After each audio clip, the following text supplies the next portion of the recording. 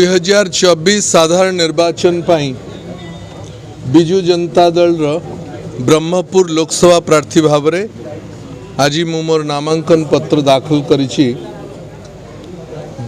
छत्रपुर ठारे chief development officer executive officer zilla parishad सामना रे 4 सेट नॉमिनेशन पेपर मु दाखल करिछि।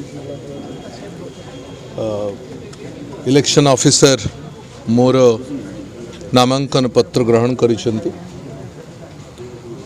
आज मोर सहित ब्रह्मपुर विधानसभा प्रार्थी श्रीयुक्त डॉक्टर रमेश चंद्र चाव पट्टनायक एवं छत्रपुर विधानसभा प्रार्थी श्री सुभाष बेहेरा मध्य छत्रपुर ठारे सब कलेक्टर सामना रे तांकर प्रार्थी पत्र दाखल करिसेंती।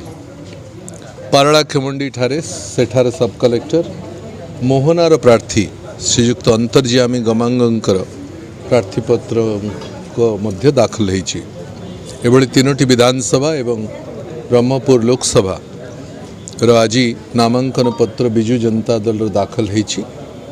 आपण मान तो समस्त जानिछंती देखिछंती जे आज जो भली भाबरे शोभा यात्रा आरंभ है ब्रह्मपुर सहर रु छत्रपुर पर्यंत या बोधे कल्पना बाहर थिला। साधारण लोकंकर आमर कल्पना बाहर भी थिला।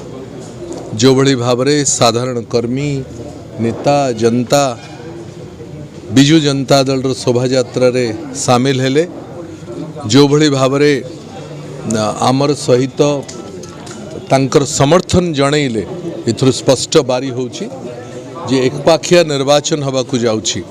आम लोकसभा रे एवं समस्त विधानसभा रे नवीन बाबू सपक्ष रे बिजु जनता दल सपक्ष रे शंखचिन्ह सपक्ष रे निर्वाचन हब, भोट हब एवं मे 13 तारीख दिन षष्ठ थर पई ओडिशार मुख्यमंत्री नवीन बाबू शपथ ग्रहण करिवे एवं लोकसभा रे मध्य ब्रह्मपुर बिजु जनता दल विजय लाभ कर। बहुत भल लोकों भितर जो श्रद्धा लोकों भितर पंचायत रे छक मानकरे ब्लॉक हेडक्वार्टर रे सहरांचल विभिन्न वार्ड रे जो भली भाव रे आम प्रति तांकर श्रद्धा अच्छी जो भली भाव से आमको ग्रहण करुचंती एथुरु स्पष्ट बारी होची जे समर्थन नवीन बाबू को सपक्ष अच्छी बिजु जनता दल सपक्ष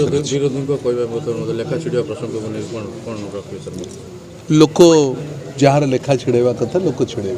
आज बीजेडी 25 वर्ष सरकार विरोध में चार्जसीट आनी बीजेपी से नहीं कौन कहे दुर्नीति विरोध चार्जसीट आनी बीजेपी गत 2 वर्ष पूर्व जो व्यक्ति विरोध में चार्जसीट आनी जहाँ विरोध में आंदोलन करथिला एठी तांको एठी लोकसभा प्रार्थी करिछि। तेणु से चार्जसीट किसी मूल्य नहीं। तरफ विधायक प्रार्थी डॉक्टर रमेश चंद्र चाव पट्टनायक आज दाखल हम सहित आम बहु संख्यार आज आम वरिष्ठ कर्मी माने नेता माने नेत्री माने सदस्य समस्त आज आछंती उत्साह सहित। तेणु आज आम नॉमिनेशन दाखल आज करूँ। मुद्दा कौन रही सर? मुद्दा रहा विकास विकास हूँ मूल मंत्र। नवीन पट्टनायक जो बर्तमान विकास कर नवीन ओडिशा गठन कर चाहते जोटा कि केबे हो नाला से विकास को त्वरान्वित करने जनसाधारण निवेदन करमको तेज आशीर्वाद कले पुणी विकास शीर्ष स्थान में पहुँच। बहुत उत्साह कर उत्साह आम देखिलु दुई पटे माने दर्शक मंडल समस्त उत्साहित। तेणु आप उत्साह लक्ष्य कर लोक आशीर्वाद अच्छी आम नेता मान।